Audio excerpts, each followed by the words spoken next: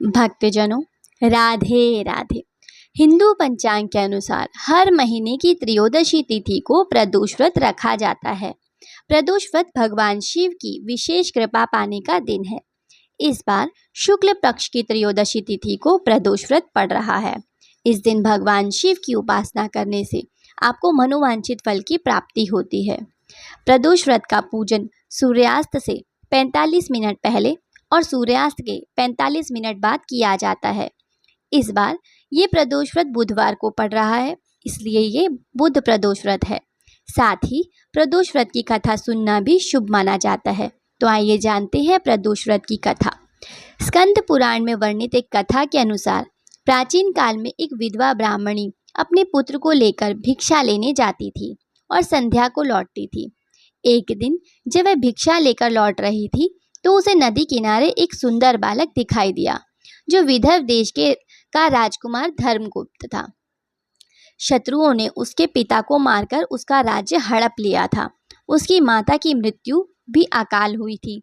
ब्राह्मणी ने उस बालक को अपना लिया और उसका लालन पालन करने लगी।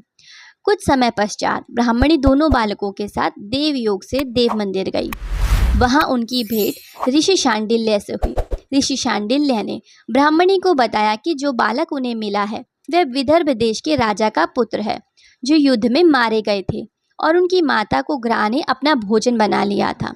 ऋषि शांडिल्य ने ब्राह्मणी को प्रदोष व्रत करने की सलाह दी। ऋषि की आज्ञा से दोनों बालकों ने भी प्रदोष व्रत करना शुरू कर दिया। एक दिन दोनों बालक वन में घूम रहे थे, तभी उन्हें कुछ गंधर्व कन्याएं नजर आईं। ब्राह्मण बालक तो घर लौट आया, किंतु राजकुमार धर्मगुप्त अंशुमती नाम की गंधर्व कन्या से बात करने लगा।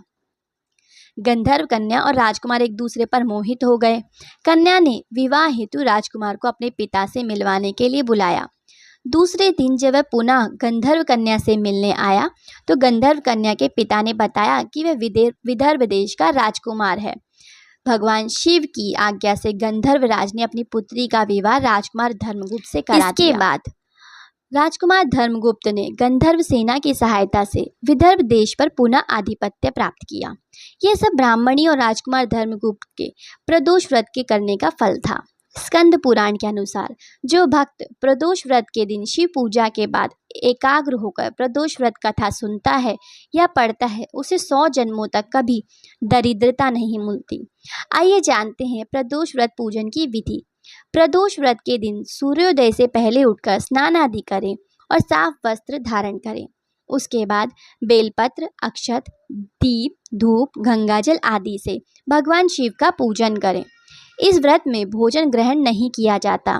पूरे दिन का उपवास रखने के बाद सूर्यास्त से कुछ देर पहले दोबारा स्नान करें और सफ़ेद रंग का वस्त्र धारण करें।